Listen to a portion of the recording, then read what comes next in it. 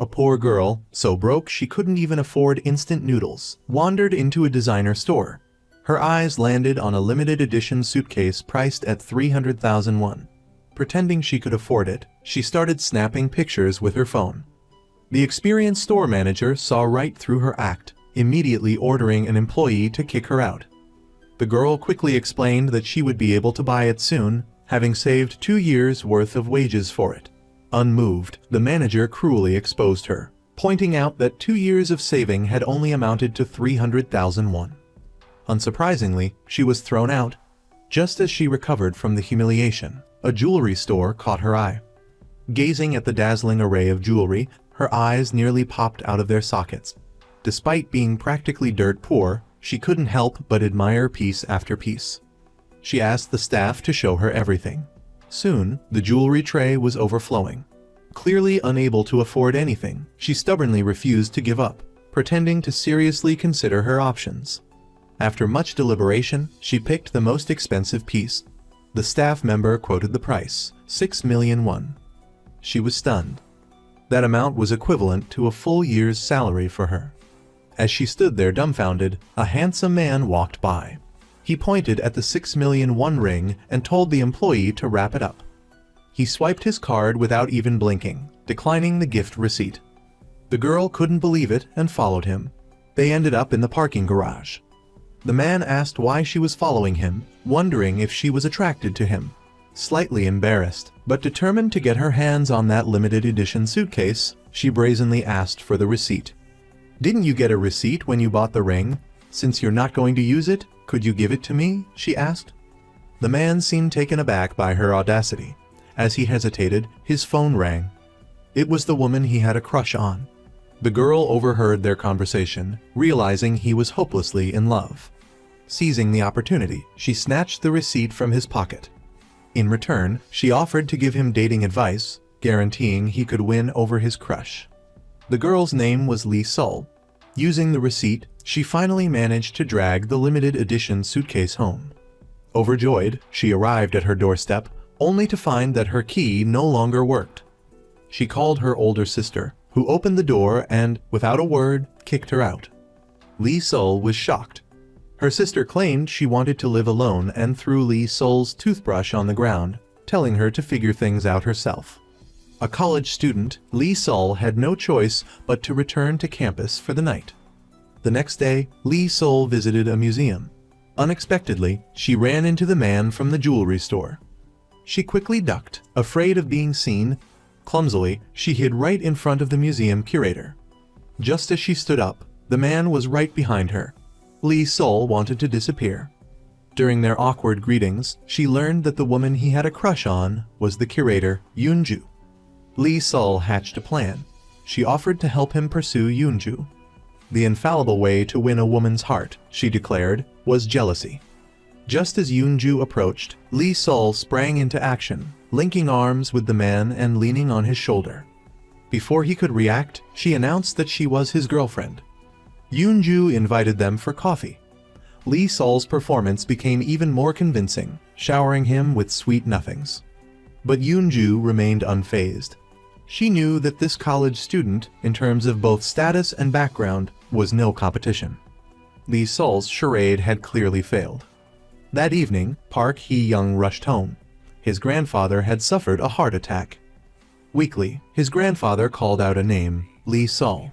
Hee-young's father instructed him to bring her back, handing him a business card with contact information. Park Hee-young assumed Lee Sol was his grandfather's illegitimate child. He tried to ask more, but Yoonju's father remained silent. Park Hee-young had no idea that Lee Sol was the heir to a royal fortune. Today, Park Hee-young followed the address. In the distance, he saw a young woman feeding a dog. He tried the number on the business card. The woman looked up. Wasn't this the same girl from yesterday? Startled, Park Hee-young turned to leave. He'd just hung up when the woman called him back. He answered. She identified herself as Lee Sol and asked if he was the one who'd just called. "Who are you?" he asked. "Is your name Lee Sol?" he countered. He was stunned. Wasn't this the same silly girl he'd met the day before yesterday, the one who'd clung to his arm pretending to be his girlfriend? As Lee Sol greeted him enthusiastically, Park Hee-young again turned to leave. But, determined to uncover the truth, he decided to stay and learn more about this woman. "Aren't you unhappy? Don't you want to make money?" he asked. She excitedly welcomed him as a valued guest. Then, Lee Sol ushered him into a small, ordinary room, maybe 800 square feet, and touted it as a luxurious presidential suite, asking for 150,000 won a night. Park Hee-young felt like he was walking into a scam. She asked if he was dissatisfied. To fulfill his grandfather's wishes, Park Hee-young reluctantly paid. At dinner time, Yoon-ju prepared barbecue and snacks. She deliberately used the aroma of the grilling meat to lure Park Hee-young and invited him to join her. Park Hee-young, having been hungry for a while, was finally tempted. Then, he was stunned. Side dishes were 30,000 won, the main course 50,000. Lee Sol presented the simple home-cooked meal as a luxurious feast, the barbecue hyped up as a gourmet delicacy worth 50,000 won. Looking at the fragrant grilled meat, he had no choice but to eat while lamenting the cost. Later, while showering, a shriek echoed through the house. Park Hee-young emerged into the cold winter air, having only had enough hot water to wash half his hair. Lee Sol, with a cheerful expression, quickly grabbed onions and peppers, hastily covering Park Hee-young's abs. Park Hee-young was in despair, but Yoon-ju calmly informed him, "Hot water is an extra 5,000 won." Park Hee-young couldn't help but think, this woman's love of money is just like his grandfather's. Back in his room, he thought, "I'm almost broke, and I still haven't found any clues." He couldn't sleep at all. Then, he heard a movie playing outside. She told him, "You're blocking the screen." "What are you standing there for?" She gestured to the side. "Sit down." Park Hee-young sat beside her. They talked about family. Lee Sol confessed to being an orphan, adopted at the age of 6. Park Hee-young followed her story, probing to see if she remembered her birth parents. "Can you help me find them?" she asked. Surprised, he asked, "Do you remember your father?" At this, Lee Sol's eyes welled up. She only remembered her father telling her that he would definitely bring her home someday. He promised to return for her soon.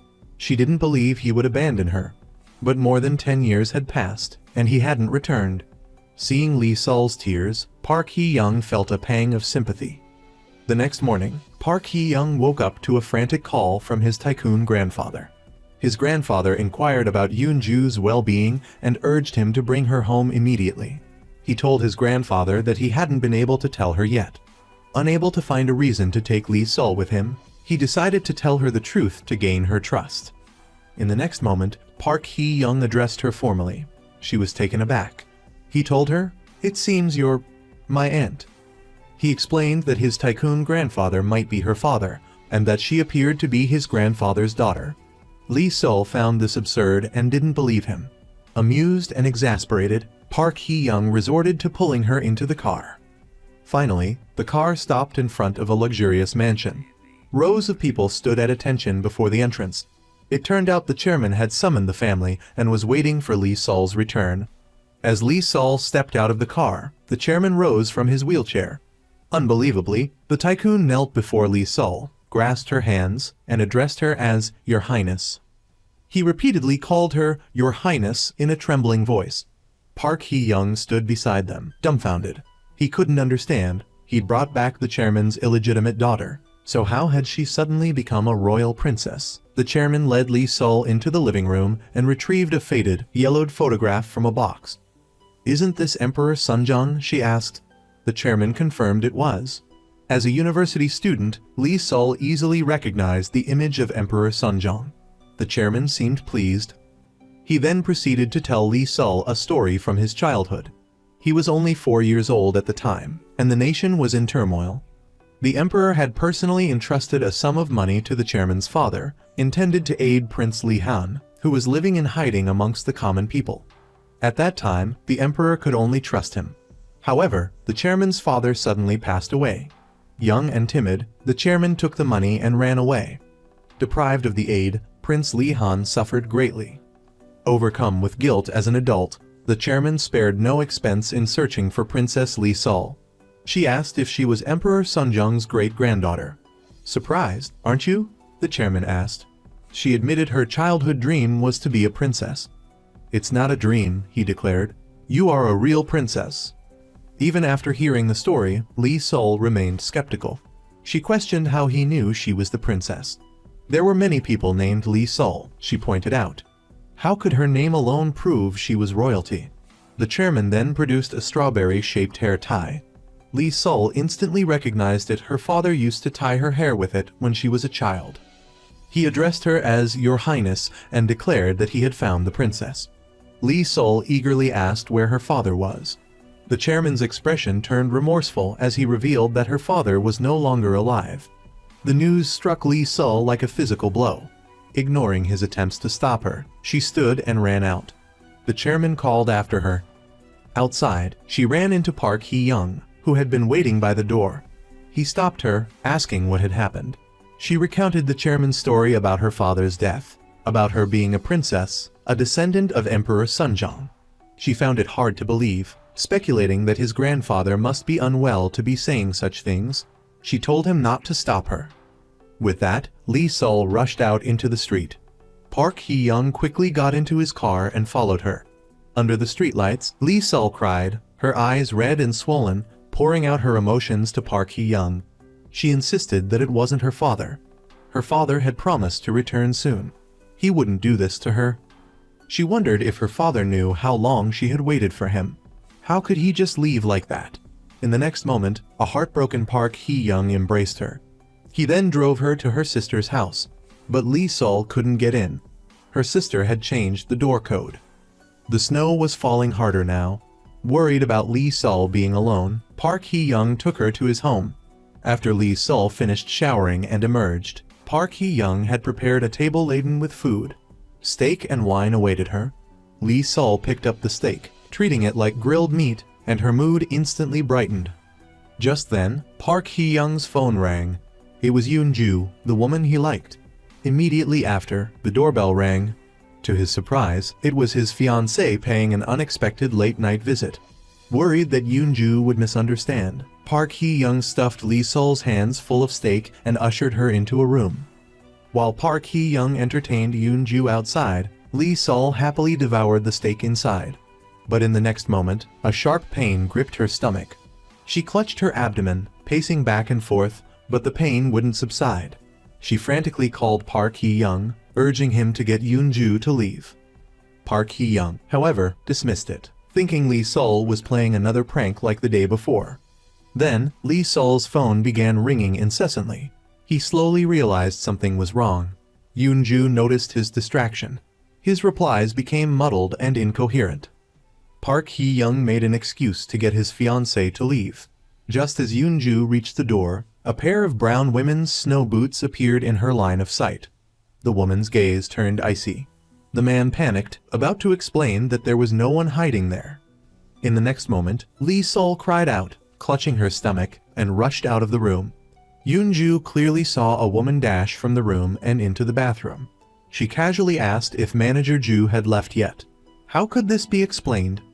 Yoon-ju glared daggers at Park Hee-young. He, flustered, could only play it by ear. Lee Sol emerged from the bathroom, a satisfied expression on her face. Yoon-ju, not one to be outdone, stared back with haughty disdain. "Aren't you that poor student I saw at the museum yesterday?" she asked. Lee Sol awkwardly greeted her and asked if she had startled her. Park Hee-young tried to explain it was a misunderstanding, but Yoon-ju cut him off. She said she wouldn't misunderstand, but she never expected him to have this side to him. Then, without another word, she turned and left. It was clear Yoon-ju was furious. Park Hee-young was distraught. Lee Sol, oblivious, praised Yoon-ju for being magnanimous and cool. He asked if she was happy with herself. After leaving, Yoon-ju didn't go home but went to Professor Nam's house. He was her first love. Yoon-ju only wanted Park Hee-young's family fortune. However, she wasn't expecting the chairman to hold a press conference the next day, announcing his intention to reinstate the monarchy with the princess and donate all his assets to society. The news hit Yoon-ju like a bolt of lightning. She couldn't let her plans fall apart and end up with a poor man. So, she demanded Park Hee-young stop it. Knowing Lee Sol was the princess, Park Hee-young immediately thought of her safety. He called her repeatedly, but she didn't answer. Meanwhile, Yoon-ju watched the news with a smug expression. After a frantic search, Park Hee-young finally found Lee Sol in a corner of the university cafeteria. He demanded to know why she wasn't answering her phone, asking if she carried it for decoration. She looked surprised when he mentioned the phone. He told her to come with him. As Park Hee-young hurriedly pulled Lee Sol away, a group of reporters swarmed them. To protect Lee Sol's privacy, Park Hee-young instantly became her protector. "Who are these people?" she asked, bewildered. He told her to stay put, warning that if she kept showing up in the news like this, her life would become very complicated. He pulled her sweater up, shielding her face from the reporters' cameras. Under Park Hee-young's protection, Lee Sol gradually escaped the reporters' encirclement. But the reporters weren't giving up easily, relentlessly pursuing and blocking their path. Finally, they reached Park Hee-young's car. Just as he ushered Lee Sol inside, the reporters descended like ants surrounding the vehicle. Park Hee-young blocked the windows, pleading with them to leave, as waiting would be futile. As the reporters began to disperse, a shrill voice suddenly pierced the air. A reporter in a bright orange outfit stepped forward from the crowd. Park Hee-young instantly recognized him as a reporter with a reputation. The reporter greeted Park Hee-young, who returned the greeting, recognizing him. At that moment, Lee Sol, still inside the car, tried to peek out. Park Hee-young quickly pushed her back. The reporter asked if the person in the car was the princess. He had posed a pointed question, clearly aiming to shift the spotlight onto Lee Sol, leaving her no escape. But to their surprise, Park Hee-young gave a bold response. "She's my woman." They were stunned. He went on to say she was an ordinary student, naive and unaware of who he was or why she needed to hide. He pleaded with them to stop intruding on his private life. The Keeball heir had publicly claimed her. All the reporters were dumbfounded. Seizing the moment, Park Hee-young started the car, hit the gas, and sped away. When Yoon-ju arrived home, her heart still hadn't calmed down. But she looked at the man in front of her with different eyes. This arrogant, conceited man had actually bravely defended her. A sense of admiration bloomed within her, and she couldn't help but shower him with praise. But Park Hee-young wasn't happy. His expression was heavy with unspoken thoughts. He'd been a fox cub raised by his Keeball grandfather since he was little.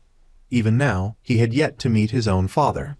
From the age of 11, he'd carried the burden of being the heir.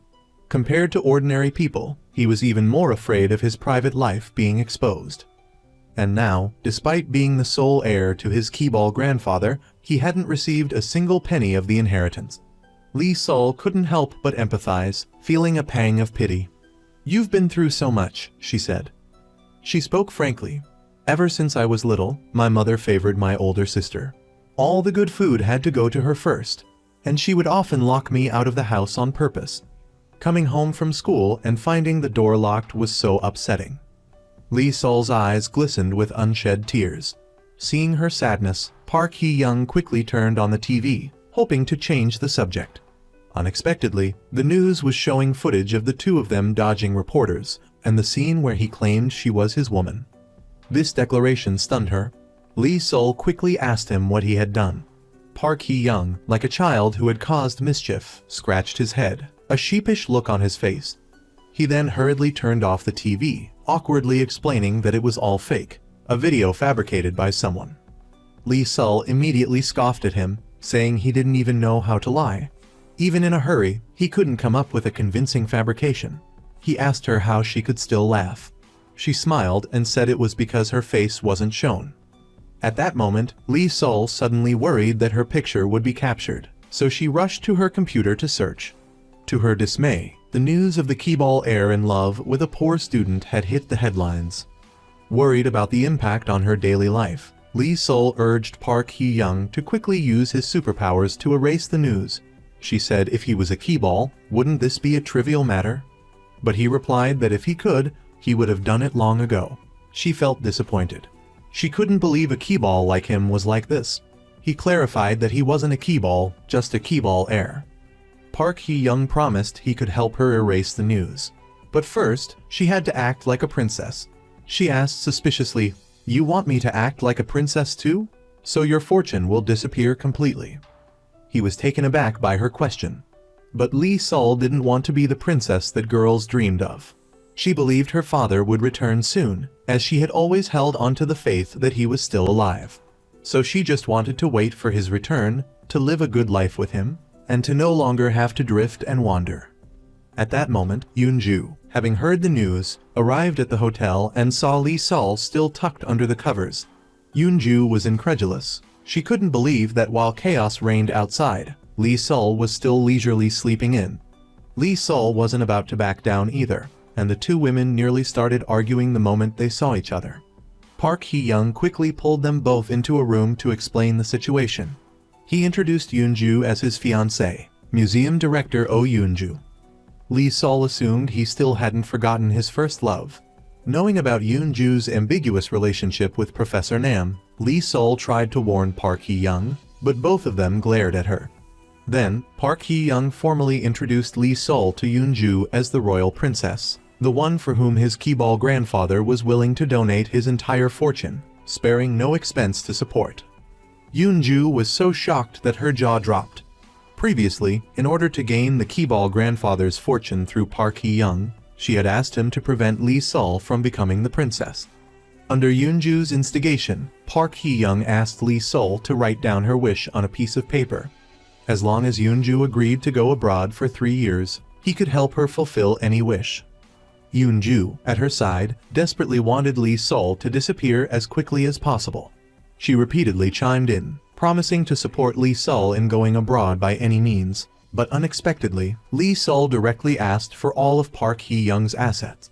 Unable to reach an agreement, the three quickly reached an impasse. Then, Lee Sol declared she wanted to go home, and if they didn't let her, she would call the police. Just then, Park Hee-young's phone suddenly rang. It was his Keeball grandfather, informing Lee Sol that he would take her to meet her father. He told her about his intention to reunite them, saying it was the only way to put an end to everything. When Lee Sol expressed her desire to leave, the Keeball grandfather immediately provided her with a helicopter.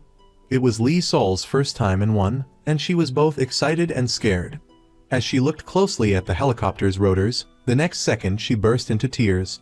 It turned out that when Lee Sol was 5 years old, her father had taken her alone to his construction site. She remembered a helicopter, exactly like this one, parked before her eyes, its rotors kicking up dust and ruffling her hair. Her father had held her tightly in his arms. She never expected that after just one night, she would never see him again.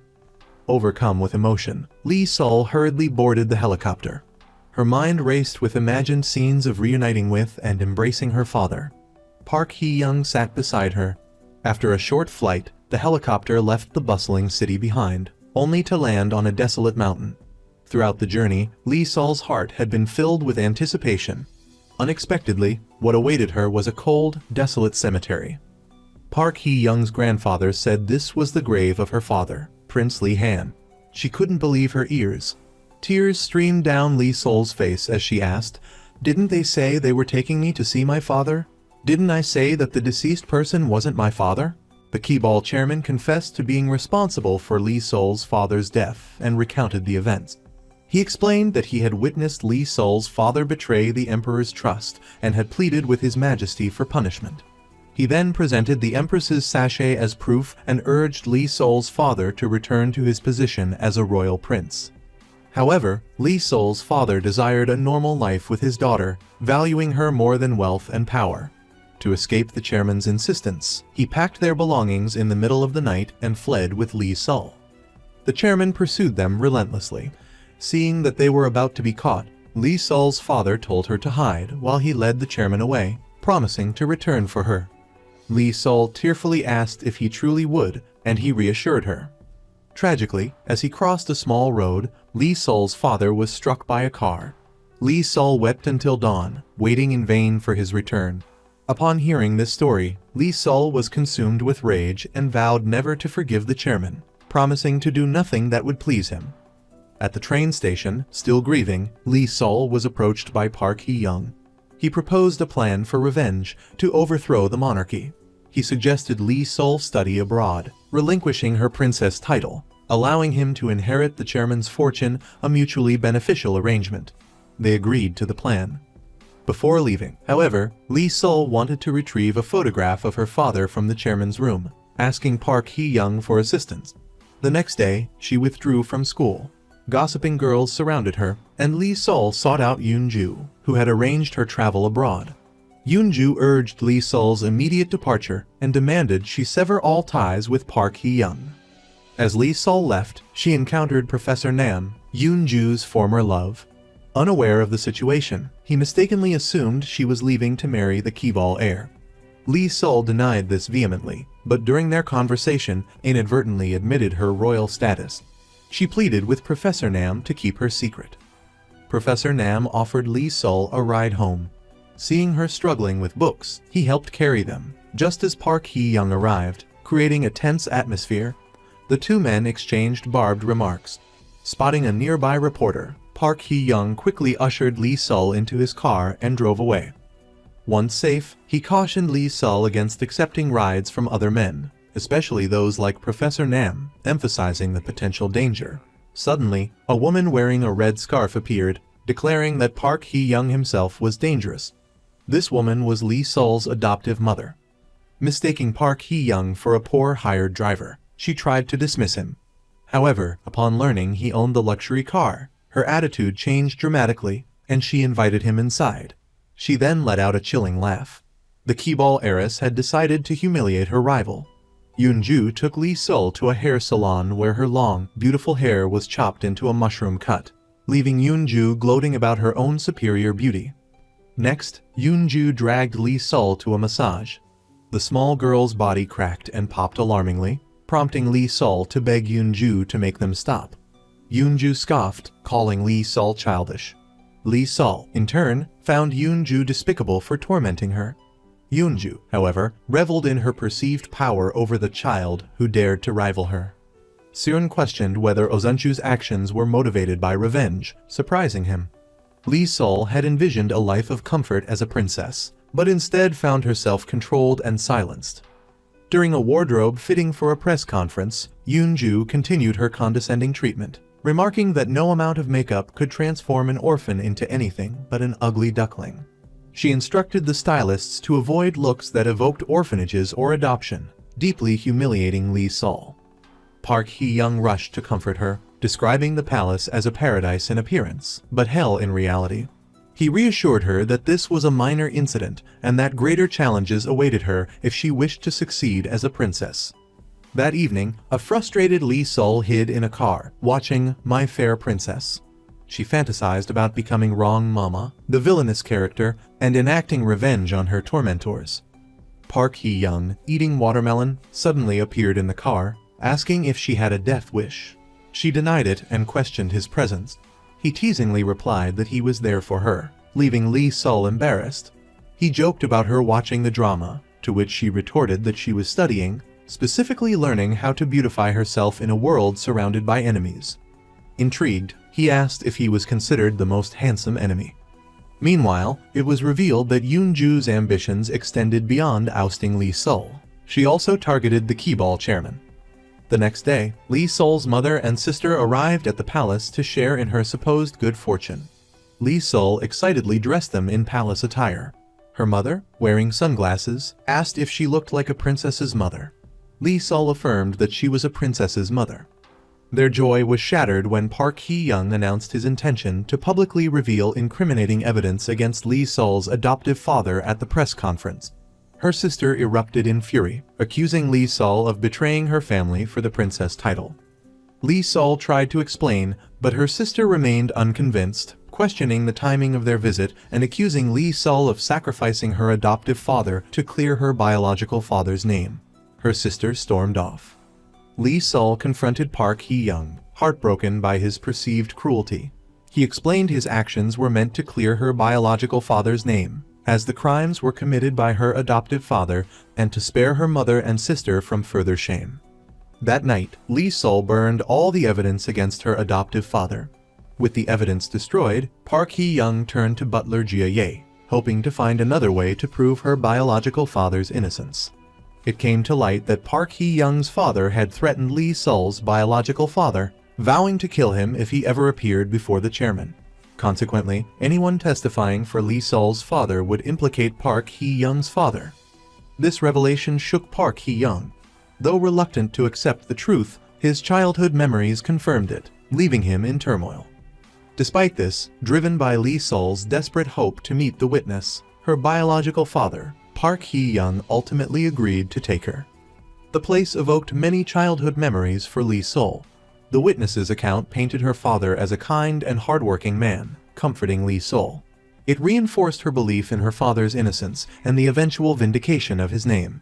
Overcome with joy, Lee Sol drank several glasses of wine, becoming intoxicated. Park Hee-young, seeing her state, carried her on his back. Midway, a tipsy Lee Sol dramatically declared her shoelace untied and, with princess-like authority, ordered Park Hee-young to tie it. He awkwardly placed her on a step and complied.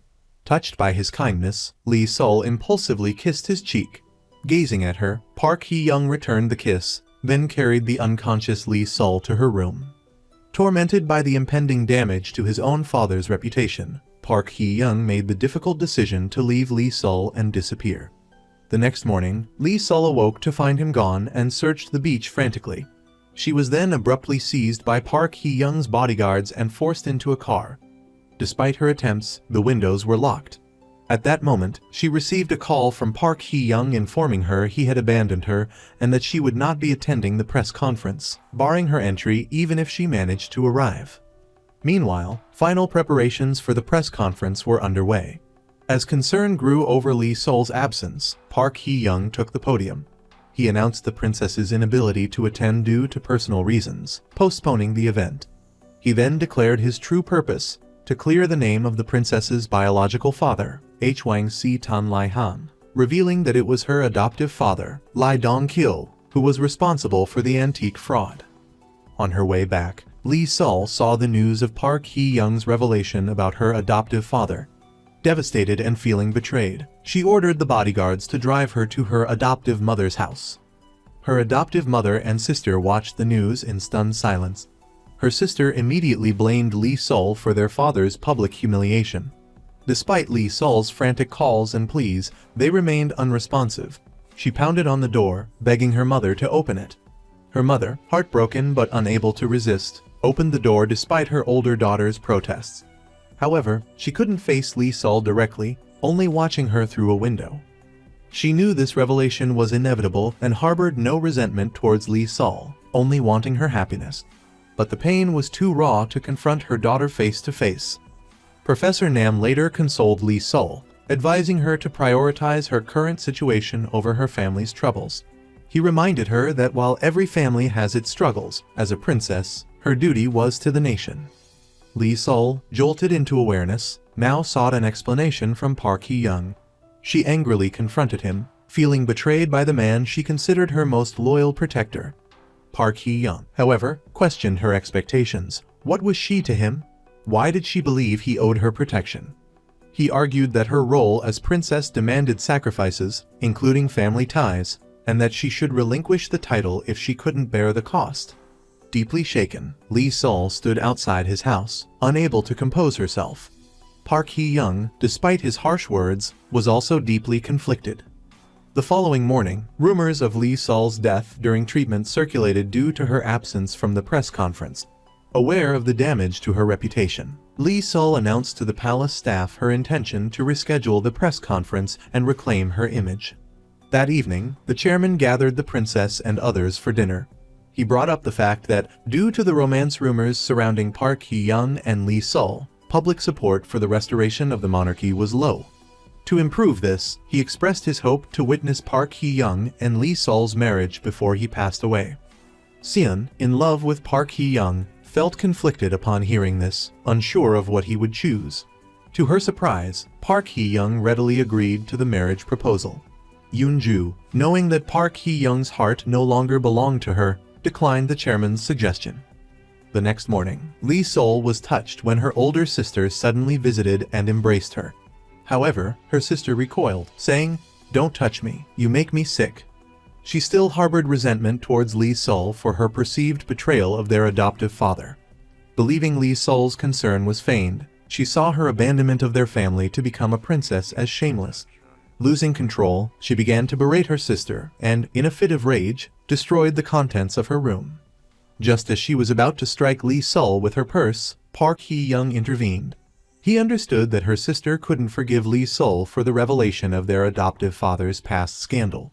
To help clear up the misunderstanding with her adoptive family, Park Hee-young personally visited Lee Sol's adoptive mother. The princess, in love with Park Hee-young, was heartbroken by his impending marriage to another. With no one else to confide in, she sought solace with her adoptive mother, whom she trusted most. Due to Lee Sol's perceived betrayal of her adoptive father, her mother remained unforgiving. Lee Sol could only squat outside the door, pouring out her heart, unaware that the man she loved was inside. When her mother didn't open the door after a long time, a disappointed Lee Sol got in her car and left.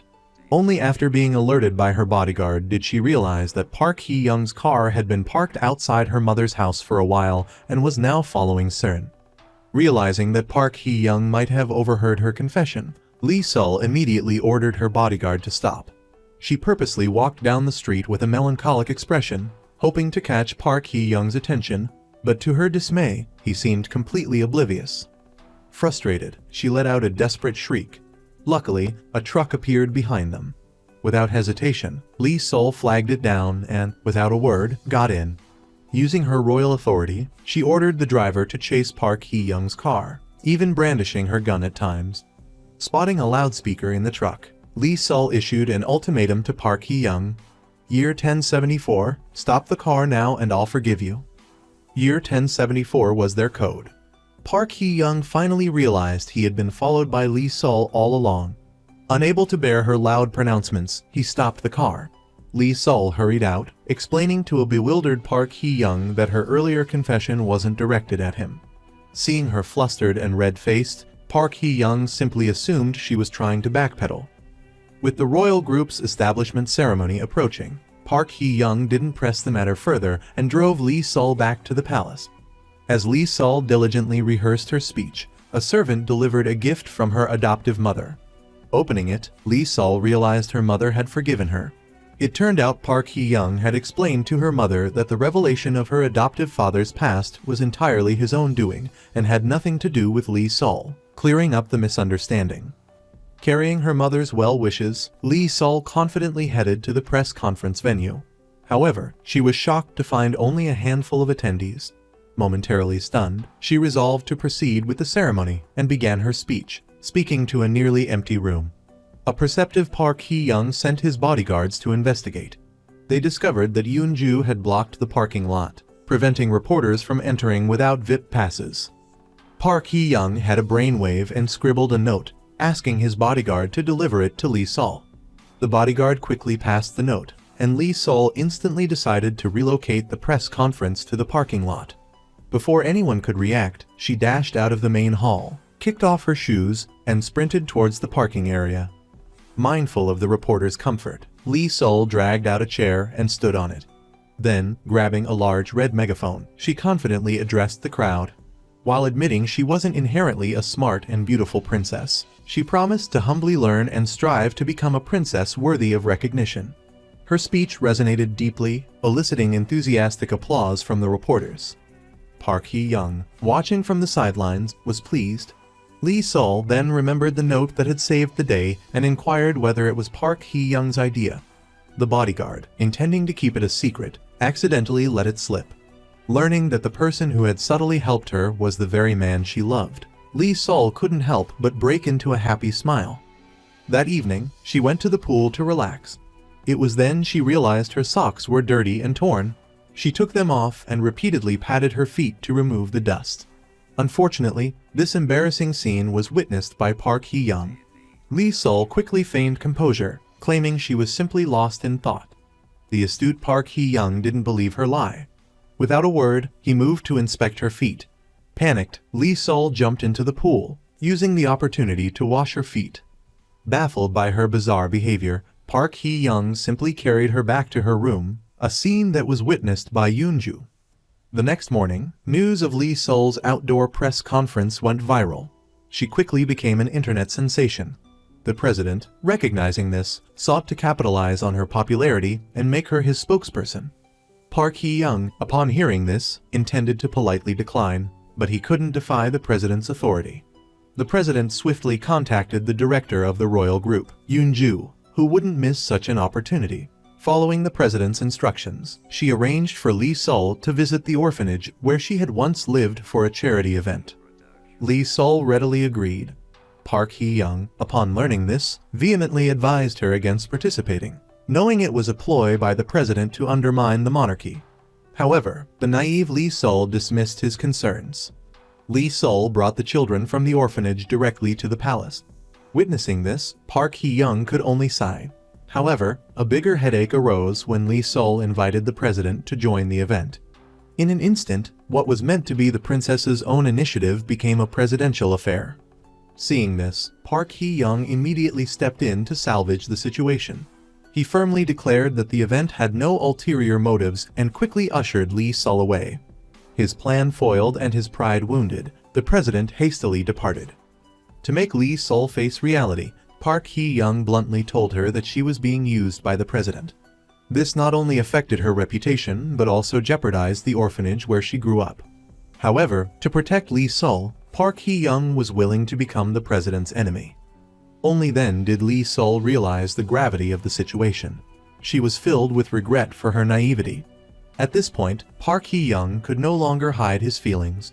He finally confessed his love for Lee Sol, knowing he had betrayed the president and could no longer stay in the country. The next morning, Park Hee-young went to a luggage store to buy a suitcase. Coincidentally, Lee Sol was also there. Since hearing Park Hee-young's confession, she couldn't look him in the eye. She hurriedly found a suitcase and hid inside.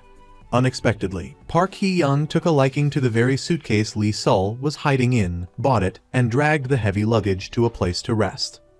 Park Hee-young had already seen through Lee Sol's game. He was truly exasperated by her quirkiness. To avoid regrets, before leaving, he took Lee Sol to the place where they first met and they took commemorative photos.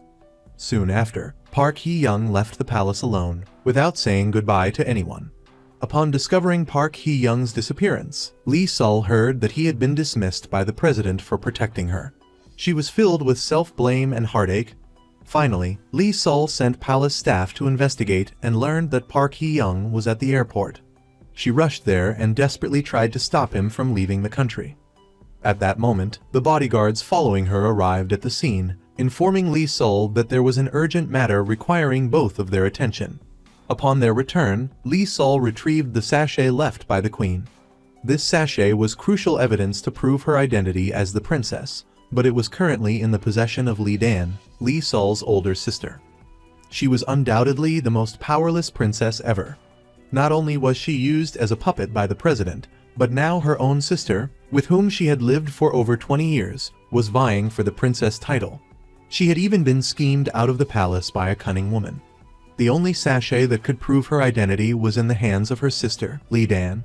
Her sister claimed with absolute certainty that the sachet was the only relic left to her by their parents. The chairman felt that Lee Dan's words lacked basis and asked her to provide concrete evidence. Lee Dan recounted that one night, when she was young, her father died suddenly. She was taken to an orphanage where she met her younger sister, Lee Sol, and told her everything.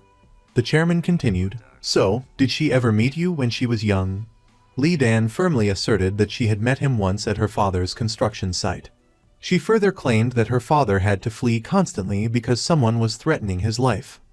The chairman was astonished because only he and the butler knew about Lee Sol's father being threatened by Park Hee-young's father. How did Lee Dan know about this? It turned out that Lee Sol had also heard from her father's steward about how Lee Sol's father had been threatened by Park Hee-young's father to facilitate the chairman's defeat of the royal family restoration efforts. She decided to ally herself with Lee Dan, who had stolen the sachet in order to drive Lee Sol out of the position of princess. Later, Yoon-ju announced in front of Lee Sol that Park Hee-young's father was the one who had persecuted her father, forcing him into hiding. She warned Lee Sol that if she didn't want to see the man she loved, Park Hee-young, ruin his future because of her, she should give up her princess status and leave the palace forever. Lee Sol thought about how Park Hee-young had stood up against even the president to protect her, even nearly being deported from the country. She didn't want to see Park Hee-young get hurt because of her anymore. Therefore, the next day, she declared to Yoon-ju that she would leave. Yoon-ju was very satisfied with Lee Sol's response. But Lee Sol hoped Yoon-ju wouldn't rejoice too soon. She was determined to uncover the truth about her father's death and return. That was when Yoon-ju would have to leave the palace. Having said that, Lee Sol packed her belongings, took a precious photo of her father, and left the palace. At the same time, news that Lee Sol's princess status was being questioned spread everywhere. Reporters surrounded Lee Sol's mother's lodging. When Park Hee-young learned that Lee Sol had left the palace, he immediately sent bodyguards to her foster mother's house to help watch over it. In another development, Lee Sol, in order to investigate the true cause of her father's death, went to the police station herself. However, the accident had happened many years ago, so there were no records. Just as Lee Sol was losing hope, she suddenly remembered an old friend of her father's, so she rushed to the coast where her father's old friend lived to ask if anyone had been following her father that year. The old friend suddenly recalled that one night, Lee Sol's father had left there for no reason. The old friend had repeatedly tried to contact the phone number on a missing person flyer, but without success. Lee Sol called the phone number on the flyer and discovered that Yoon-ju's father had been sabotaging it all along. Left with no other option, Lee Sol used her position as chairwoman to threaten the other party and obtain a list of accusers. She then began calling them one by one to ask if they knew her father. As a result, she called through half the list, only to find that they were all invalid phone numbers. Until she noticed a person named Park James, and this person was none other than Park Hee-young's father. Lee Sol tried calling him. Hearing no answer, she left a message with hope. A day passed without any result. Lee Sol was exhausted and fell asleep. As a result, a group of princess fans recognized her. Lee Sol was awakened and prepared to quickly leave the scene, but she accidentally spilled coffee on a woman. Lee Sol had no choice but to humbly clean the woman's clothes. At this moment, the princess's knight in shining armor finally came to her rescue. Park Hee-young deliberately pretended to argue with his girlfriend to divert the attention of the onlookers. The pragmatic woman, seeing how useless the princess was, resolutely demanded that her boyfriend, Park Hee-young, compensate her. Park Hee-young decisively pulled out a high-value check and hastily dragged Lee Sol away from this embarrassing scene. Park Hee-young knew Lee Sol would surely obey his grandfather's orders to find Lee Sol and bring her back to the palace. But Lee Sol didn't want to implicate Park Hee-young. Until she clarified the true cause of her father's death, she would absolutely not return to the palace. Therefore, Park Hee-young took Lee Sol to hide at the home of Professor Nam, Yoon-ju's first love. With his understanding of Yoon-ju, she would absolutely not find this place. But this time, Park Hee-young miscalculated. He didn't expect Yoon-ju to still find her way there. Yoon-ju opened the door and got straight to the point, saying that after she returned to the palace, she should personally tell the chairman that she would no longer be a princess. If the chairman was angered by this statement to the point of falling ill, Yoon-ju's plan to overthrow the royal family would succeed. Park Hee-young didn't want to see Lee Sol get bullied by Yoon-ju, so he resolutely took Lee Sol away from there. Afterward, he took Lee Sol to a small house where he had lived as a child. As Lee Sol approached the door, she suddenly saw a man standing there, smiling warmly to greet her. This man was none other than Park Hee-young's father. For Park Hee-young, this place held many cherished memories with his dad. Lee Sol and Park Hee-young temporarily forgot all their worries there. Beside the cozy warmth of the hearth, they shared a night that was just for them. The next day, their feelings for each other deepened. Park Hee-young, an earnest and straightforward guy, gently began wiping Lee Sol's cheek and tenderly tied her hair up. But their sweet interlude was short-lived, interrupted by an unexpected phone call from Park Hee-young's father. Lee Sol was desperate to know if Park Hee-young's father had truly killed her own father. Park Hee-young's father insisted he hadn't done such a thing, saying he would explain everything in detail when they met, and then abruptly hung up. Before Lee Sol could collect her thoughts, she suddenly had a vision of her younger self moving here with Park Hee-young's father. Driven by curiosity, she followed the memory inside. There, her childhood memories became clearer and clearer. It turned out that after her father's death, Park Hee-young's father, feeling guilty, had taken her into his home. Although she didn't want to believe that Park Hee-young's father had killed her father, These childhood memories overwhelmed her, bringing everything back. Lee Sol, without saying goodbye to Park Hee-young, decided to go alone to see the chairman to get to the truth. But halfway there, she couldn't help but recall the sweet moments she'd shared with Park Hee-young. Despite the profound regret in her heart, she knew she had to break up with Park Hee-young. She told Park Hee-young that she was abandoning him and that the stories about his father were all true. Soon after, Lee Sol arrived at the chairman's residence and directly asked if Park Hee-young's father had truly killed her father. The chairman firmly stated that he hadn't harmed her father. It was just that her father, while fleeing from his threats, had unfortunately had an accident. If that were the case, Lee Sol argued, it was still the chairman's fault. Just because he wanted to atone for his sins, she stubbornly tried to fulfill the dream of restoring the royal family, involving Park Hee-young, herself, and their families. She didn't want to continue living like a soulless puppet, nor did she want to wallow in such pain any longer. She begged the chairman to give up on his royal restoration aspirations. Having said her piece, she decisively turned and walked away. The chairman, struggling to support his frail body, chased after her, standing in front of Lee Sol, pleading with her to stay and protect the royal family, even kneeling down and begging for her forgiveness. Unexpectedly, in a moment of agitation, the chairman suddenly fainted in front of everyone. The president, hearing the news, plotted that once the chairman passed away, he would stop at nothing to exploit Lee Sol once more to overthrow the royal family. On the other side, Professor Nam, Yoon-ju's first love, gave her a final warning. In reality, the fragrant pouch that Yoon-ju's sister possessed was a fake. The real one was in Professor Nam's possession. If Yoon-ju persisted in interfering with the royal restoration, Professor Nam wouldn't hesitate to expose her schemes and would remove her from her position as president of the corporation. Threatened, Yoon-ju immediately sought out Lee Sol's sister, Lee Dan, promising that if she kept their plot to overthrow the royal family a secret, she would give her a sum of money to study abroad. Their mother, on the other hand, advised Lee Dan not to be so stubborn anymore, and not to think that simply possessing a fragrant pouch would make her a princess. She knew that Lee Dan had always been in contact with her biological parents and couldn't be a true princess. She advised her to stop, for the good of everyone. Elsewhere, Lee Sol returned once again to the guest house where her mother was staying, to forget about Park Hee-young. She constantly did housework to distract herself, but she couldn't help but think of the man she loved. Park Hee-young, unable to bear the torment, personally went to the guest house where Lee Sol was staying. But Lee Sol, due to the conflict surrounding Park Hee-young's father, still couldn't bring herself to face him. The feelings between the princess and Park Hee-young, which had been growing stronger, had been stalled by the feud of the previous generation. Park Hee-young stood outside the door, constantly pleading with Lee Sol to open it. And so, he waited until midnight, hoping she would forgive the pain his father had caused her. But Lee Sol remained unmoved.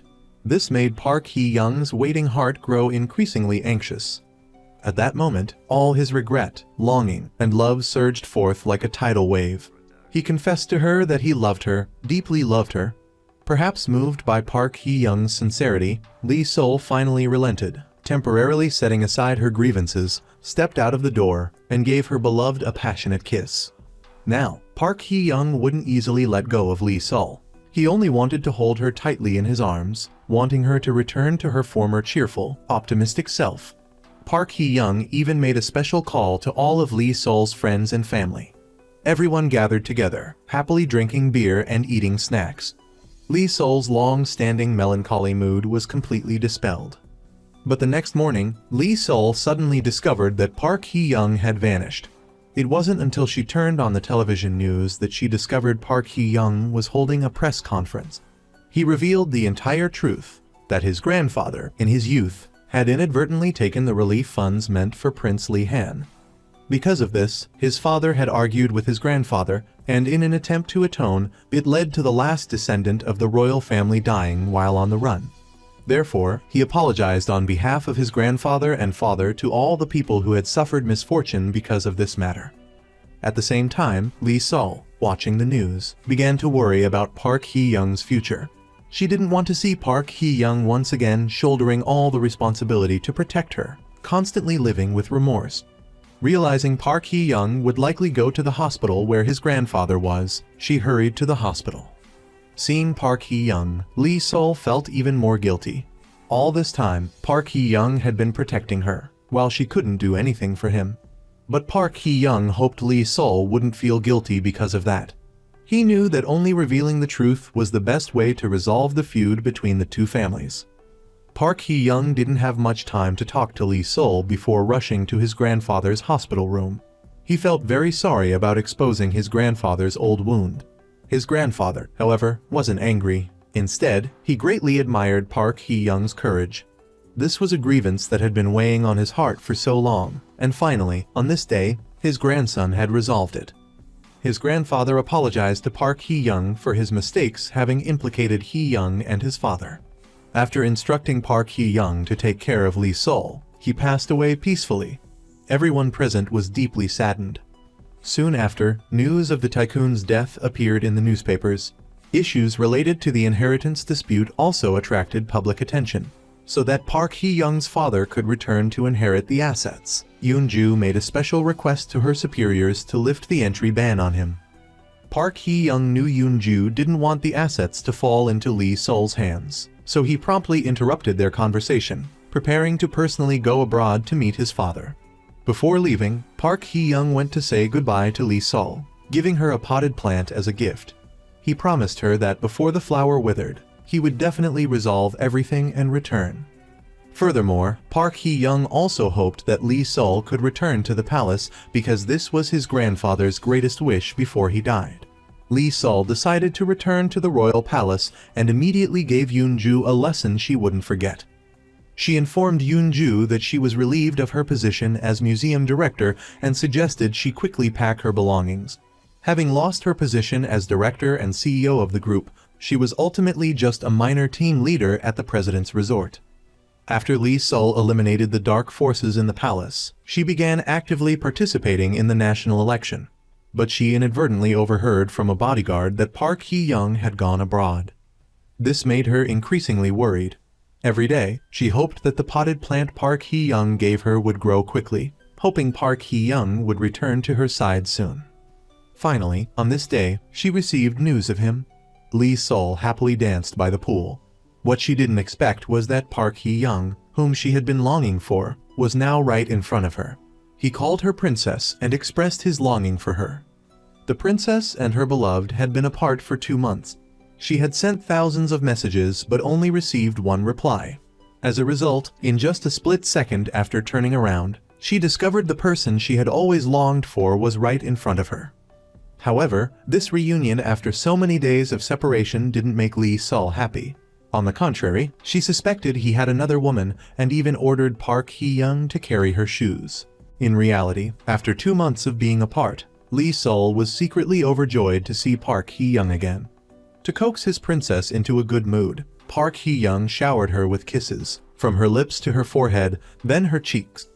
Our princess felt a sweet warmth in her heart, happily embracing Park Hee-young tightly. Actually, Park Hee-young's disappearance for 2 months was to convince his father to relinquish his grandfather's inheritance, thereby fulfilling his grandfather's wish to return all the assets to society.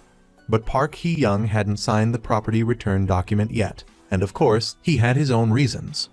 However, very quickly, public opinion shifted, with news reports alleging that Park Hee-young, in an attempt to seize personal wealth, had secretly converted valuable assets into cash for safekeeping. Upon hearing this news, Professor Nam became agitated and immediately sought out Park Hee-young to question why he was unwilling to donate the assets. Park Hee-young explained cryptically that this was merely a tactic to intentionally stimulate public enthusiasm for voting to restore the monarchy.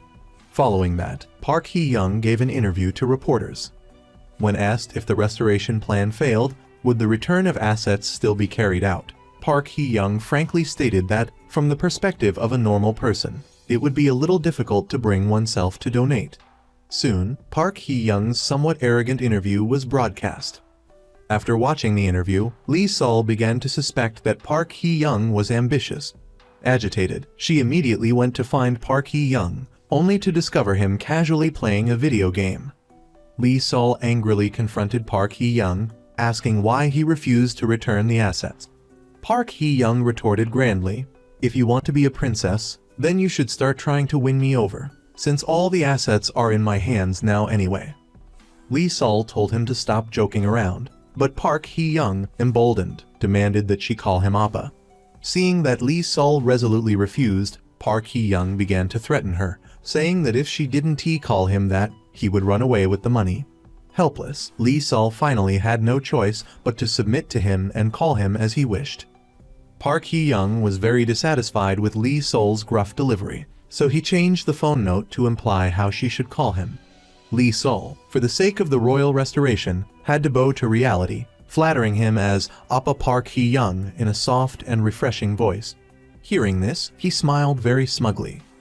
But then Park Hee-young was still not satisfied, and demanded that before signing the asset return, Lee Sol had to wink at him. Lee Sol really had no way to deal with this rich boss, and could only do as he asked. However, Park Hee-young was still not satisfied. Lee Sol couldn't take it anymore and started threatening Park Hee-young, saying that if he wanted to run away with the money, she would find a matchmaker for herself right now. Hearing this, Park Hee-young panicked and immediately video called Lee Sol to see which man she was meeting with on a blind date. Lee Sol didn't bother with this childish guy and hung up the phone decisively. Park Hee-young didn't give up, and ordered Lee Sol to immediately come to where he was. Lee Sol saw Park Hee-young looking at cars and assumed he wanted to use the assets to buy one. But unexpectedly, Park Hee-young simply wanted to teach Lee Sol how to drive. But Park Hee-young quickly regretted it. Lee Sol not only couldn't drive in a straight line, but her speed was slower than a snail's. She drove like a turtle crawling.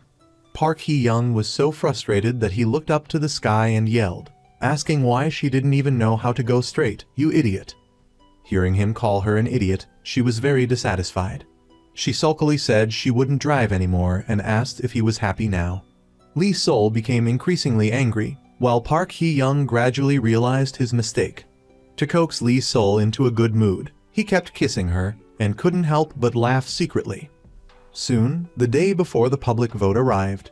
When reporters asked what she wanted to do first if the vote succeeded, Lee Sol said she wanted to receive congratulations from someone. Although she didn't explicitly say who that person was, reporters guessed that it was Park Hee-young. After Lee Sol finished the interview, Park Hee-young signed the asset return contract in front of Lee Sol. Only then did Lee Sol realize that she had misunderstood Park Hee-young. Park Hee-young also told Lee Sol afterwards that his monopolizing the assets was only a means to ensure the success of the public vote. In the evening, Park Hee-young and Lee Sol strolled through the streets like any ordinary couple. This was also Lee Sol's last chance to enjoy freedom before officially becoming a princess. She thought she would have a pleasant evening, but on their way home, they were unexpectedly confronted with news of their romantic rumors displayed on a large screen. It even alleged that the royal restoration was a tax evasion scheme for her grandfather's corporation, which could potentially affect tomorrow's vote. It was then that Lee Sol realized she had misspoke during today's interview and had been exploited by unscrupulous journalists, but Lee Sol didn't choose to avoid the issue. Instead, she even recorded a video of herself. In the video, she boldly declared her love for Park Hee-young. The following morning, the vote took place. Lee Sol sat anxiously in front of the television, waiting for the results. To help her relax, Park Hee-young led her to a room to take some deep breaths. Finally, Professor Nam and the others entered, announcing to them that the vote had been successful. 2 years later, Lee Sol had become a beloved idol, adored by the public, and sought after by many students on campus. The princess had become the it girl of the university. She had failed her driver's license test for 2 years running, and could only get to school by bicycle. To protect the princess's safety, bodyguards had to be on standby at all times. However, it wasn't just the princess's driving skills that left people shaking their heads, but also her academic performance. She had failed a course for 2 consecutive years, and couldn't escape the clutches of her current professor, Yoon-ju. There were concerns that even a graduate student would struggle to pass. Perhaps because her boyfriend Park Hee-young wasn't by her side, Lee Sol's mood had been consistently downcast lately. Even on her birthday, Park Hee-young didn't call. Only 2 foreign princes, who were barely acquainted with her, competed to call and wish her a happy birthday. No matter how busy Park Hee-young was, he couldn't even send her a birthday gift to show his affection. Lee Sol was so furious she felt Park Hee-young was being unreasonable and kept calling him, but without any response. She asked the servant if something was wrong. The more she thought about it, the angrier she became, calling him a jerk and imagining him hanging out with some hot blonde. Until one day, Lee Sol endured countless failed attempts to get her driver's license. Relying on the spirit of the more failures, the more courage. Despite her unimproved driving skills, she practiced driving on a deserted road, only to encounter a car behind her constantly honking its horn. Helpless, Lee Sol, not knowing how to change lanes, frantically signaled the car behind to pass. When the car finally overtook her, she angrily yelled, "Does the driver of that car know they almost caused an accident?" As it turned out, the driver was none other than Park Hee-young, the man she had been longing for. But this excited mood didn't improve her driving speed. Lee Sol slowly drove alongside Park Hee-young, so close that the car's rearview mirrors almost touched. Park Hee-young was helpless at her driving skills. Lee Sol eagerly wanted to open her car door, clearly forgetting that Park Hee-young was right next to her car. Park Hee-young playfully kept closing Lee Sol's car door to tease her. Lee Sol gritted her teeth, decisively rolled down the car window, jumped out, and gave Park Hee-young a big hug. She said endearingly, "You're not allowed to go anywhere anymore." He obeyed her command, saying he would follow the princess's orders. Park Hee-young took Lee Sol back to his place. Lee Sol had always wanted to know why Park Hee-young didn't get her a birthday gift. Park Hee-young cunningly reasoned that he simply didn't want his gift to be mixed up with everyone else's. Lee Sol really had no way of dealing with this clever guy. When Park Hee-young brought up the subject of marriage, Lee Sol deliberately excused herself to wash her hands to avoid the topic. As a result, as soon as she went outside, she noticed Park Hee-young taking out a diamond ring. Lee Sol was overjoyed and couldn't help but secretly smile. Seeing that Park Hee-young had put away his phone, she quickly pretended to be calm.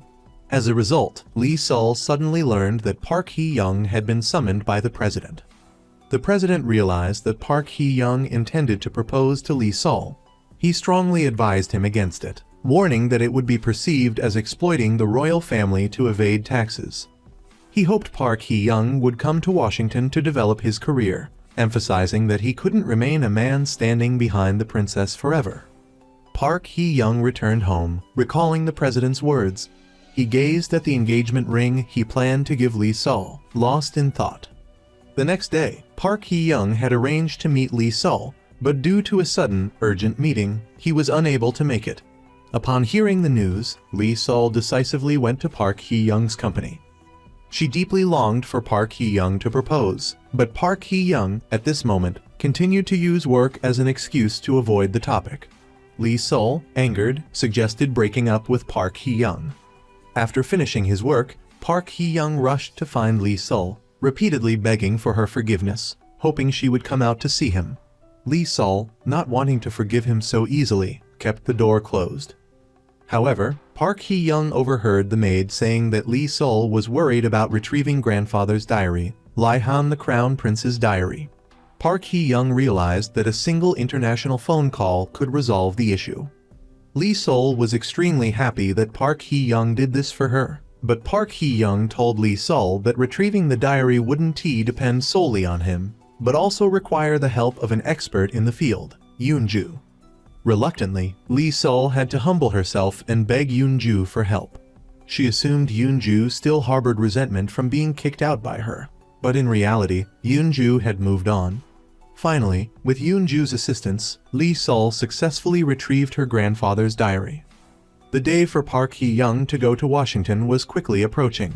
To have no regrets, Park Hee-young sincerely proposed to Lee Sol before they parted. But Lee Sol was not only unmoved by his proposal, but instead blamed him for continually leaving abruptly without reason, accusing him of being irresponsible with their relationship. Park Hee-young felt helpless. The next day, Park Hee-young was at the airport, constantly looking for the person he loved, hoping she would come to see him off. But until he entered the security gate, he didn't see her. Just as Park Hee-young was settled in his seat, a woman next to him used a newspaper to cover her face, stopping his hand from reaching for a glass of wine, and told him not to be impudent. It turned out that this person was none other than Lee Sol, the woman he loved. Overwhelmed with emotion, Park Hee-young gave her a kiss.